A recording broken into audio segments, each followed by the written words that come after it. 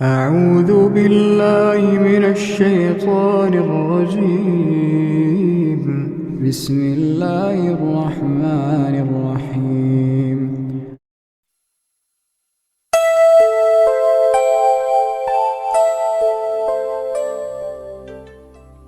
وقار کی والدہ کا آپریشن کامیاب رہا تھا۔ ہفتے ڈیڑھ کی ابتدائی نگہداشت کے بعد ڈاکٹرز نے ان کو اپنے ملک واپس جانے کی اجازت دے دی۔ واپس آ کر وقار کی والدہ تیزی سے صحتیاب ہونے لگی۔ اسرا ہفتے میں 2-3 دفعہ شام کے وقت وقار کے گھر پر آ جاتی اور وقار کی والدہ کے ساتھ دیر تک رہتی تھی۔ اس کے اپنے گھر میں ویسے کیا رکھا تھا جو وہ وہاں جاتی؟ اسے وقار کی والدہ کی شکل میں اپنی ماں دوبارہ مل گئی تھی، جس سے وہ باتیں کرتی رہتی تھی۔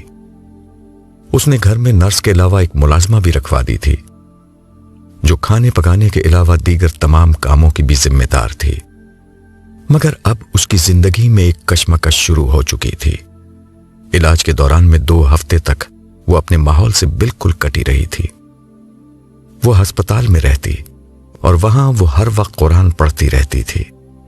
اس کے پاس وہی قرآن تھا جو وقار کے ذاتی مطالعے میں تھا۔ اس میں جگہ جگہ اس نے قرآن مجید کے بیانات کو ہائی لائٹ کر رکھا تھا۔ اسرا جب بھی قرآن کو پڑھتے ہوئے ان مقامات کو پڑھتی تو لامحالہ ان مقامات پر اس کی زیادہ توجہ رہتی۔ یہ مقامات قرآن مجید کی اصل دعوت یعنی ایمان اور عمل صالح کی دعوت سے متعلق تھے۔ یہ خدا کا ایک زندہ تعارف تھا۔ اس کی صفات کیا ہیں؟ وہ کس طرح ہر وقت ہم سے متعلق رہتا ہے؟ روز قیامت اور حشر کے دن کیا ہوگا؟ جنت، جہنم اور سزا جزا کیسے برپا ہوگی؟ خدا کو بندوں سے کیا مطلوب ہے؟ قرآن کا مطلوب انسان کیا ہے؟ خدا بندوں سے کیا چاہتا ہے اور کیا نہیں چاہتا؟ اس کی پسند اور ناپسند کیا ہے؟ شیطان کن چیزوں کی طرف بلاتا ہے؟ رسول اللہ صلی اللہ علیہ وسلم کے دشمنوں کا کردار کیا تھا؟ صالحین کا طریقہ کیا ہوتا ہے؟ یہ گویا کہ قرآن مجید کا اصل پیغام تھا جو اس کے سامنے بالکل واضح ہو کر آ گیا تھا۔ اسرا یہ سب کچھ عام حالات میں پڑھتی تو شاید اس پر اتنا زیادہ اثر نہ ہوتا، مگر وہ جس ماحول میں تھی وہاں ہر در و دیوار پر دنیا کی بے ثباتی کی ایک داستان لکھی تھی۔ موت کا شکنجہ ہر روز کسی نہ کسی کو اپنی گرفت میں لیتا تھا۔ ایسے میں قرآن کی یہ دعوت کہ دنیا دارالامتحان ہے اور آخرت ابدی گھر ہے کہیں زیادہ مؤثر ہو رہی تھی۔ یہ بات زندگی موت کی امانت ہے، یہ بات کہ ہر شخص کو دنیا چھوڑ کر چلے جانا ہے، یہ حقیقت کے سب کچھ چھوڑ کر چلے جانا ہے۔ ہر لمحہ یہاں آنکھوں کے سامنے رہتی تھی۔ ہر طرف بیمار لوگوں کا منظر انسان کو یہ احساس تازہ رکھتا تھا کہ وہ مجبور محض ہے، اس کے ہاتھ میں کچھ بھی نہیں ہے۔ ایسے ماحول میں قرآن مجید کو پڑھنے کا اثر بالکل جدا تھا۔ اوپر سے وقار کی والدہ سے گفتگو ہوتی تو بس وقار ہی کے قصے سناتی، اس کے ماضی کے، اس کے حال کے قصے، وہ کیسا تھا اور کیسا ہو گیا ہے۔ یہ بات کہ وقار کی شخصیت پہلے کیسی تھی اور اب کتنی بدل گئی ہے، اس کی زندگی کس طرح صبر اور احسان میں ڈھل گئی ہے، اس کی راتیں عبادت میں اور دن خدمت میں گزرتے ہیں۔ وہ دنیا میں سب کچھ کھونے کے باوجود بھی کتنی مطمئن زندگی گزارتا ہے۔ ان تمام چیزوں کا اسرا پر انتہائی غیر معمولی اثر ہو چکا تھا۔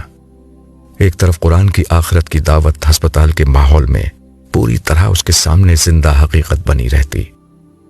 قرآن خدا کی جن عنایات اور مہربانیوں کی طرف توجہ دلاتا تھا اور جس کی کم سے کم شکل وہ زندگی اور صحت ہے جو ہر شخص کو حاصل ہے، اس کی قدر و قیمت یہاں ہسپتال میں معلوم ہوئی۔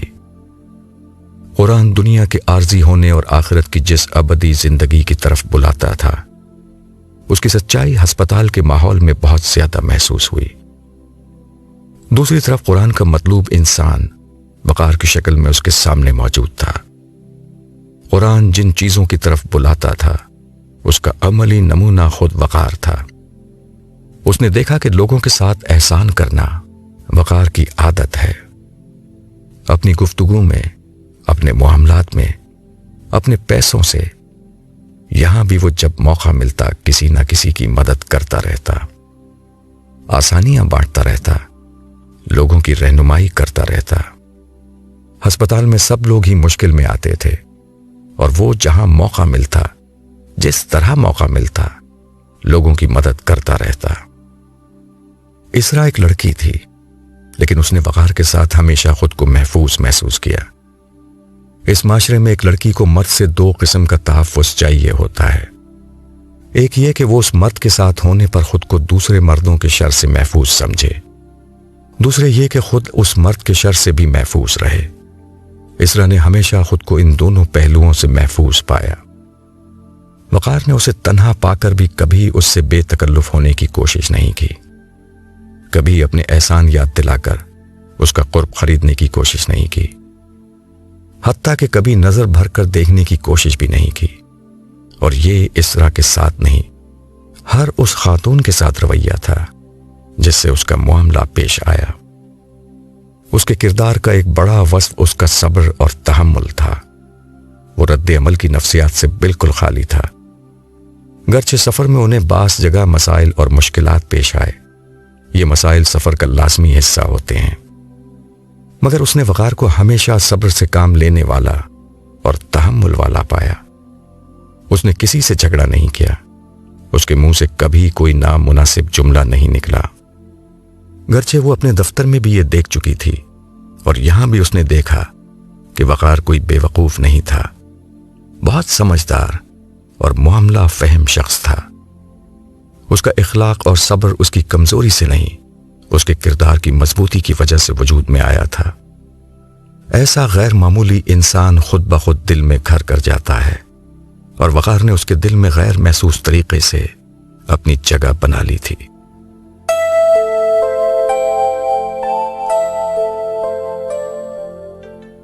واپس آ کر اسرا نے دفتر جوائن کر لیا تھا۔ آفس کے دیگر کاموں کے علاوہ اب اسے اظہر صاحب کی سوالیہ نگاہوں کا بھی سامنا تھا۔ وہ اس کے جواب کا انتظار کر رہے تھے، مگر اب جب اسرا لوٹ کر اپنی پرانی دنیا میں آئی تو اس کے اندر کی کشمکش عروج پر پہنچ گئی۔ اسے اندازہ ہو چکا تھا کہ وہ ایک فریب کی دنیا میں جی رہی ہے۔ یہاں کی کامیابی، کیریئر، مقام و مرتبہ، دولت اور اسٹیٹس اور ہر چیز اب اسے مصنوعی لگنے لگی تھی۔ یہاں آگے بڑھنے کی ایک دوڑ تھی جس نے ہر کسی سے اس کا سکون چھین لیا تھا۔ یہاں اسٹیٹس بلند کرنے کی ایک ریٹ ریس تھی جس نے ہر شخص کو اطمینان قلب سے محروم کر دیا تھا۔ وہ خاموش رہی تو اظہر صاحب نے دبے لفظوں میں 2-3 دفعہ اس سے اس کا جواب مانگ لیا۔ اس نے 2 ہفتے اگر اس طرح قرآن کے ساتھ نہ گزارے ہوتے تو وہ ذہنی طور پر ان سے شادی کے لیے بالکل تیار تھی۔ وہ واپس آتے ہی شادی کے لیے ہاں کہہ دیتی، مگر ان 2 ہفتوں میں اس نے قرآن کے ساتھ جو ایک ذہنی اعتکاف کیا تھا، اس نے برسوں میں بنی ہوئی اس کی شخصیت کو الٹ کر رکھ دیا تھا۔ لیکن اس کے لیے اپنی بنی بنائی دنیا کو چھوڑنا اتنا آسان نہ تھا۔ گرچہ اسے معلوم تھا کہ قرآن کا مطلوب انسان بننے کے لیے اس کو دنیا نہیں چھوڑنا ہوگی، مگر وہ جانتی تھی کہ اسے دنیا سے لڑنا ضرور ہوگا، اسے شیطان سے لڑنا ہوگا۔ اظہر صاحب اس وقت تک ایک اچھا انتخاب تھے جب تک وہ صرف اس دنیا کے لیے جی رہی تھی، مگر اس دنیا کے لیے وہ ایک انتہائی نامناسب انتخاب تھے۔ ایسے میں اسے وقار کا خیال آتا، مگر وقار نے بار بار انتہائی واضح انداز میں اسے بتایا تھا کہ وہ سونیا کو بھول کر کبھی دوبارہ شادی نہیں کرے گا۔ اس کے بعد وہ کوئی انتخاب ہی نہیں رہا تھا۔ وہ وقار کی طرح ایک مرد بھی نہیں تھی کہ بغیر شادی کے تنہا رہے اور معاشرہ اسے سکون سے جینے دے۔ اسے واقعی سمجھ میں نہیں آ رہا تھا کہ وہ کیا کرے۔ وقار کی والدہ کے علاج کے دوران میں اسے نماز پڑھنے کی عادت ہو چکی تھی۔ اس نے واپس آ کر یہ عادت نہیں چھوڑی تھی۔ وہ ہر نماز کے بعد اللہ سے دعا کرنے لگی کہ اللہ تعالیٰ اس کی مدد اور رہنمائی کرتے ہیں۔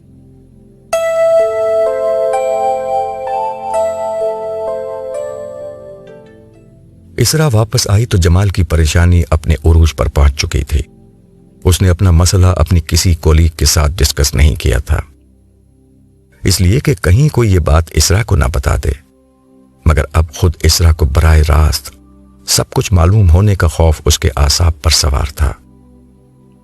اسرا نے واپس آنے کے بعد ان سب سے میٹنگ کی، اس سے بھی بار بار بات ہوئی، مگر جمال نے اسرا کے انداز میں کوئی فرق محسوس نہیں کیا۔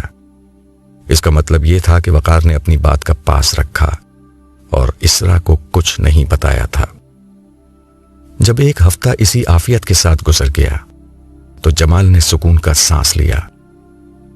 وقار والے پروجیکٹ کو اب اسرا براہ راست دیکھ رہی تھی اور جمال ہی عملاً اس کی نگرانی کر رہا تھا۔ اس نے ایک دو دفعہ باتوں باتوں میں وقار کا ذکر کر کے اسرا کا اندیا لینے کی کوشش کی کہ آیا وقار کی واپسی کا کوئی امکان ہے۔ اسرا نے ایسے ہر امکان کی نفی کر دی تھی۔ اس کے بعد کہیں جا کر جمال کو پوری طرح اطمینان ہو گیا کہ نہ اب وقار یہاں دوبارہ آئے گا، نہ اس نے اسرا کو کچھ بتانے کی کوشش ہی کی ہے۔ مگر اس کے بعد اس کے اندر ایک دوسرا احساس پیدا ہونے لگا، وہ یہ کہ وقار کی جاب جانے میں اس کا بھی ہاتھ ہے۔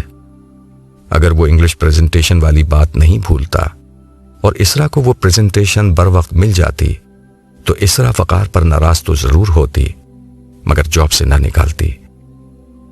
اس بات پر اب اس کا ضمیر اسے ملامت کرنے لگا تھا۔ اس نے وقار کو ایک بہت اچھا انسان پایا تھا، مگر اس کی جاب جانے میں کچھ نہ کچھ ہاتھ جمال کی اپنی کوتاہی کا بھی تھا۔ یہ احساس اسے بہت بے چین کرنے لگا تھا۔ دوسری طرف اسے سدرا سے ایک عجیب بات پتہ چلی۔ اس نے باقی ساتھیوں کو اسرا کے اندر آنے والی ایک حیرت انگیز تبدیلی کے بارے میں بتایا تھا۔ وہ یہ کہ اسرا باقاعدگی سے نماز پڑھتی تھی، گرچہ وہ بالکل تنہائی میں اور احتیاط سے نماز کا اہتمام کرتی تھی، مگر سدرا چونکہ اسرا کی پی اے تھی اور اکثر اس کے کمرے میں جاتی رہتی تھی، اس لیے اس سے یہ بات پوشیدہ نہ رہ سکی تھی۔ اس نے یہ بھی محسوس کیا تھا کہ اسرا کے اندر پہلے جو ایک سختی پائی جاتی تھی وہ بھی کچھ کم ہوئی ہے۔ اس کے سارے ساتھیوں نے بھی یہ بات محسوس کی تھی۔ اس پس منظر میں جمال نے سوچا کہ اسے اسرا کو خود جا کر ساری بات بتا دینی چاہیے۔ اس میں امکان تھا کہ اس کی ملازمت خطرے میں پڑ جاتی، لیکن کسی اور طرح اسرا کو پتہ چلتا تو زیادہ برا ہوتا۔ اگر پتہ نہ بھی چلتا تب بھی جمال کا ضمیر اسے ملامت کرتا رہتا۔ اس نے اسرا سے بات کرنے کا فیصلہ کر لیا۔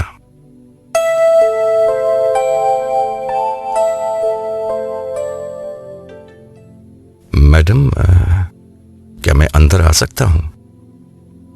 جمال نے دھیرے سے دروازے پر دستک دینے کے بعد دروازہ کھولتے ہوئے کہا۔ ہاں، اندر آ جاؤ، کہو کیا بات ہے؟ اسرا نے خلاف عادت نرمی سے کہا، گرچہ جمال نے محسوس کیا کہ اب یہی نرمی رفتہ رفتہ اسرا کے رویے میں مستقل پیدا ہوتی چلی جا رہی ہے۔ وہ اندر آیا اور اس کے قریب آنے پر اسرا نے سامنے پڑی نشست کی طرف اشارہ کرتے ہوئے کہا، بیٹھو جمال، سب ٹھیک ہے؟ سب ٹھیک ہے میڈم، یہ کہتے ہوئے جمال بیٹھ گیا، مگر یہ اس کے لیے ایک مختلف تجربہ تھا۔ جب تک اسرا خود میٹنگ کے لیے نہ بلائے وہ اپنے سٹاف کو بیٹھنے کے لیے کبھی نہیں کہتی تھی۔ لوگ سامنے کھڑے رہ کر بات کرتے تھے، حال احوال پوچھنے کا تو کوئی سوال ہی نہ تھا۔ کچھ توقف کے بعد جمال بولا، میڈم آپ سے ایک بات کرنا تھی۔ وہ دراصل یہاں تک پہنچ کر جمال رک گیا۔ ایسی کیا بات ہے؟ اسرا کے لہجے میں ابھی بھی نرمی تھی۔ میڈم، وہ جو وقار صاحب والا پروجیکٹ تھا ان کی بات میں دیکھ رہا تھا، لیکن حقیقت یہ ہے کہ اس پروجیکٹ پر سارا کام انہی کا تھا۔ انہوں نے کمال کا کام کر رکھا تھا۔ یہاں تک پہنچ کر جمال پھر رک گیا۔ وہ اصل بات کہنے کا حوصلہ پیدا کر رہا تھا۔ مجھے معلوم ہے، اسرا نے مختصر جواب دیا۔ دراصل میڈم، انہوں نے اس پروجیکٹ میں کوئی کمی نہیں چھوڑی تھی، حتیٰ کہ جرمن زبان کے ساتھ انہوں نے انگلش میں بھی پریزنٹیشن بنا دی تھی جو آپ نے ان سے بنانے کے لیے کہا تھا۔ یہ کہتے ہوئے اس نے وہ پریزنٹیشن اسرا کے سامنے رکھ دی جو وقار نے تیار کی تھی۔ اسرا نے اس پر سرسری نظر ڈالتے ہوئے جمال سے کہا، مگر انہوں نے کہا تھا کہ اتنے کم وقت میں یہ ممکن نہیں۔ نہیں میڈم، انہوں نے آخری رات کو گھر جانے سے قبل اسے مکمل کر دیا تھا۔ آپ چونکہ جا چکی تھیں اس لیے وہ آپ کو نہیں دے سکے تھے، لیکن وہ جاتے وقت اسے اپنی تراس میں رکھ گئے تھے۔ ان کا خیال تھا کہ وہ اسے صبح کے وقت آپ کو دے دیں گے۔ گھر جانے سے پہلے یہ سب انہوں نے مجھے بتا دیا تھا۔ یہ اسرا کے لیے ایک بالکل نئی بات تھی۔ یہ بات اگر اسی روز پتہ چل جاتی تو زیادہ مسئلہ نہیں ہوتا۔ اسرا اس پروجیکٹ سے اچھی طرح واقف تھی۔ وہ انگریزی پریزنٹیشن کی مدد سے خود پروجیکٹ کی ساری تفصیلات بیان کر دی تھی۔ اس نے تھوڑی بہت گفتگو تو اس روز ڈیلیگیشن کے سامنے کی تھی، لیکن پریزنٹیشن اس کے سامنے ہوتی تو بات اس درجے میں خراب نہ ہوتی۔ اب یہ بات سامنے آنے پر کہ پریزنٹیشن اس وقت آفس میں موجود تھی اور جمال نے اسے اس کے بارے میں نہیں بتایا تھا، اسرا کا پارا ایک دم سے آسمان پر چڑھ گیا۔ یہ تم نے مجھے اس وقت کیوں نہیں بتایا؟ یہ کہتے ہوئے اسرا کے لہجے میں اس کی روایتی سختی دوبارہ لوٹ آئی تھی۔ چہرے پر شدید غصے کے تاثرات تھے۔ میڈم، دراصل اس دن ہم سب سخت ٹینشن میں تھے۔ سارا دھیان ڈیلیگیشن اور وقار صاحب کی طرف تھا۔ ایسے میں مجھے خود سے اس بات کا خیال آیا نہیں اور آپ نے پوچھا بھی نہیں۔ پھر جس وقت آخر میں آپ نے اس کا ذکر کیا، اس وقت مجھے احساس ہوا تھا کہ یہ وقت پر مل جاتی تو مسئلہ حل ہو جاتا، مگر اس وقت یہ بات آپ کو بتانے کا کوئی فائدہ نہ تھا۔ آپ نے وقار صاحب کا ٹرمینیشن لیٹر ہمارے سامنے سدرا سے ٹائپ کروایا تھا، اور تم نے یہ سوچا کہ مجھے پتہ چلے گا تو تمہارا لیٹر بھی ٹائپ ہو جائے گا۔ اسرا کے لہجے میں ابھی تک غضب تھا۔ جی میڈم، اسی لیے جب وقار صاحب آپ کے پاس آنے لگے تو میں نے ان کی منت کی تھی کہ آپ کو اس پریزنٹیشن کے بارے میں پتہ نہ چلے، کیونکہ پھر میری جاب خطرے میں پڑ جاتی۔ یہ اسرا کے لیے ایک اور نئی بات تھی کہ وقار کو جمال کی کوتاہی کا پتہ تھا، پھر بھی اس نے جمال کو صاف بچا لیا تھا۔ اس نے آہستگی سے کہا، اور اسی لیے وقار صاحب نے آج تک مجھے اس بارے میں کچھ نہیں بتایا۔ جی میڈم، وہ بہت بڑے آدمی ہیں، انہوں نے مجھے بچا لیا۔ تو پھر اب تم مجھے یہ سب کچھ کیوں بتا رہے ہو؟ میرا ضمیر مجھے ملامت کر رہا ہے۔ اگر میں بر وقت آپ کو یہ پریزنٹیشن دے دیتا تو شاید آپ ان کو نہیں نکالتی۔ اب آپ چاہیں تو مجھے نکال سکتی ہیں، مگر مجھے اب کوئی ڈر نہیں ہے۔ اب یہ ہمت تم میں کہاں سے آئی؟ مجھ میں یہ ہمت وقار صاحب کو دیکھ کر آئی ہے۔ وہ جب آپ کے پاس آ رہے تھے تو ان کے چہرے پر معمولی خوف بھی نہیں تھا۔ انہوں نے مجھ سے کہا تھا کہ میرے پیچھے میرا رب ہے، مجھے کسی کی پرواہ نہیں۔ آج میں بھی اسی اعتماد سے آپ کے پاس آیا ہوں کہ میرے پیچھے بھی میرا رب ہے۔ مگر ان کی جاب تو نہیں رہی، تمہاری کیسے رہے گی؟ اسرا نے انتہائی سخت لہجے میں اس سے سوال کیا۔ خدا ہر شخص کو اس کے ظرف کے مطابق آزماتا ہے۔ وقار صاحب کا ظرف بہت بڑا تھا اور میرا ظرف بہت چھوٹا ہے۔ مجھے امید ہے کہ اللہ تعالیٰ مجھے اس طرح نہیں آزمائیں گے۔ جمال نے یہ کہہ تو دیا تھا، مگر اس کے چہرے پر مردنی چھا گئی تھی۔ اسے اسرا کے ارادے اچھے نہیں لگ رہے تھے۔ اسرا کچھ دیر خاموش رہی، پھر اس کے چہرے کی سختی نرمی میں بدلی اور اس کے ہونٹوں پر دھیرے سے خاموش مسکراہٹ آ گئی۔ جمال، تم نے ٹھیک سمجھا۔ خدا ہر شخص کو اس کے ظرف کے مطابق ہی امتحان میں ڈالتا ہے۔ وقار صاحب کا ظرف بہت بڑا ہے، اسی لیے وہ زیادہ بڑے امتحان میں ڈالے گئے، مگر میں تمہیں کسی امتحان میں نہیں ڈالوں گی۔ تم جاؤ اور اپنا کام کرو، مگر آئندہ ایسی کوئی غلطی نہیں کرنا جس کا نقصان دوسروں کو پہنچے۔ جمال کا چہرہ ایک دم کھل اٹھا۔ وہ اس کا شکریہ ادا کرتا ہوا کھڑا ہوا اور تیزی سے چلتا ہوا کمرے سے باہر نکل گیا۔